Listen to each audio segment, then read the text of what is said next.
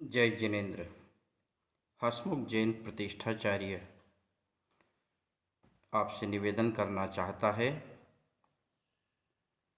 पिछले कुछ समय से अनूप मंडल से प्रभावित और दिग्भ्रमित लोगों ने जैन दर्शन और जैनत्व और साधु संतों पर अभद्र टिप्पणी कर सामाजिक एवं राष्ट्रीय अखंडता को खंडित करने का कुप्रयास किया है। अनर्गल विषयों को जैन कृत्य बताकर जन सामान्य में जैनत्व की छवि को धूमिल करने का निरर्थक प्रयास हुआ है।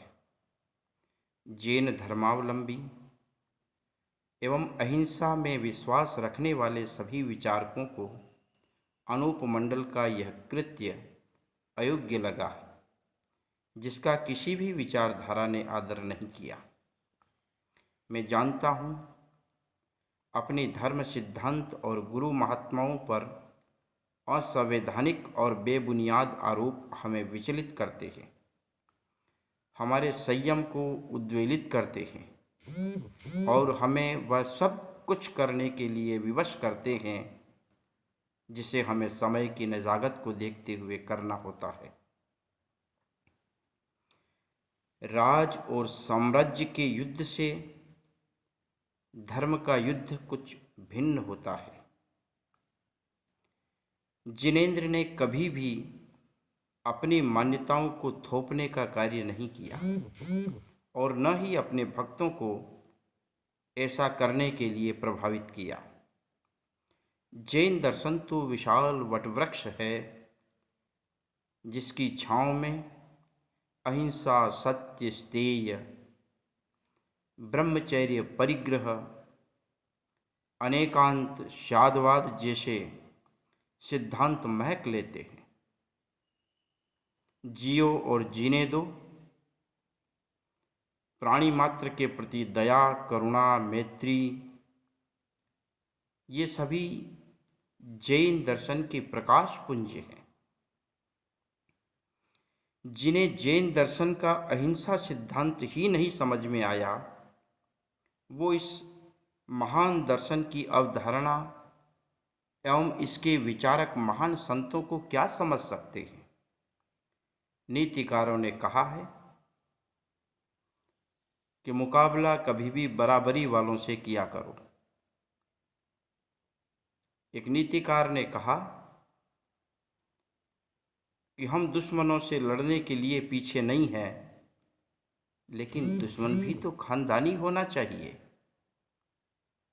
मेरा यह नहीं कहना है कि इस घोष का प्रतिकार नहीं हो, अवश्य ही होना चाहिए, लेकिन भाषाई संयम और संयमित आवेग के साथ होना चाहिए। लोग तो 2 किलो का पत्थर समुद्र में डाल करके उसकी गंभीरता और उसकी गहराई को नापने की चेष्टा करते हैं, और यही जैनों के साथ हो रहा है। अनूप विचारधारा कोई दर्शन नहीं है। उनके पास उनका कोई सिद्धांत और साहित्य नहीं है। उनका प्रचारक कोई केवल्य स्थापक नहीं है। ये मन चले लोगों का सोची समझी एक साजिश की नीति है। हमें इस पर बहुत सावधानी से संघर्ष करना चाहिए।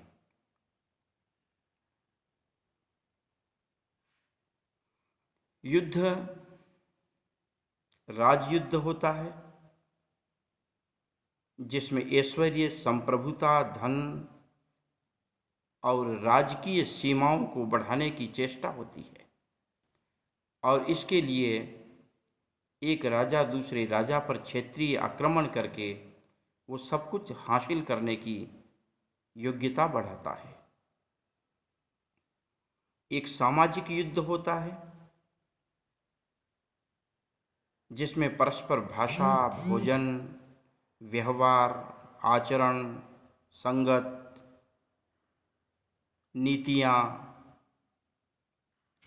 एक दूसरों के प्रति सहकार, असहकार, इन सब को लेकर के द्वंद्व होता है।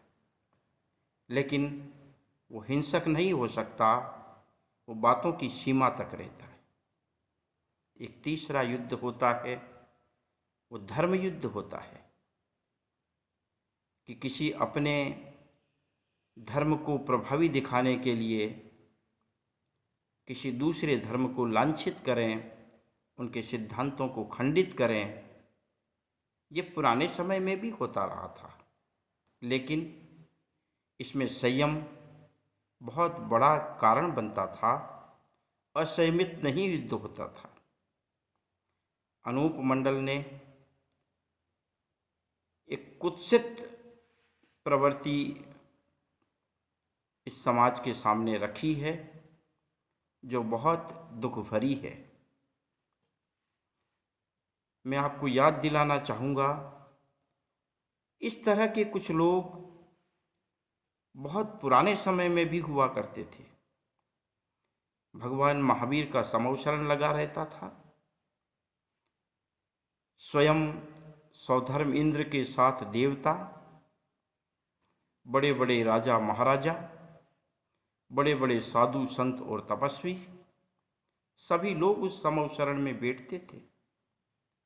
समय समय पर पहुंच करके भगवान प्रभु महावीर की वाणी को सुनने का बहुत बड़ा पुण्य अर्जित करते थे।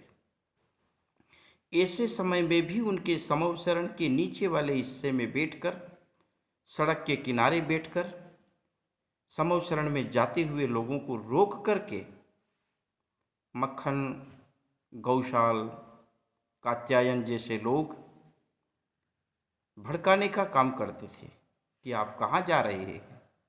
भगवान महावीर के पास जा रहे? अरे वो भगवान नहीं है, वो छलिया है।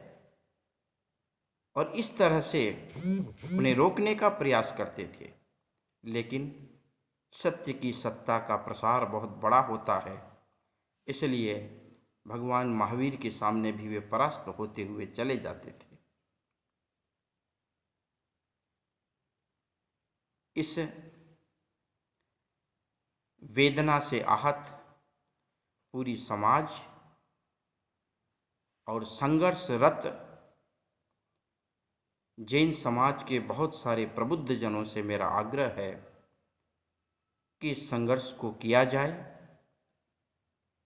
लेकिन राजकीय आधार बनाया जाए, न्यायालयी आधार बनाया जाए और राज्य का आश्रय लेते हुए सरकार और राज्य से,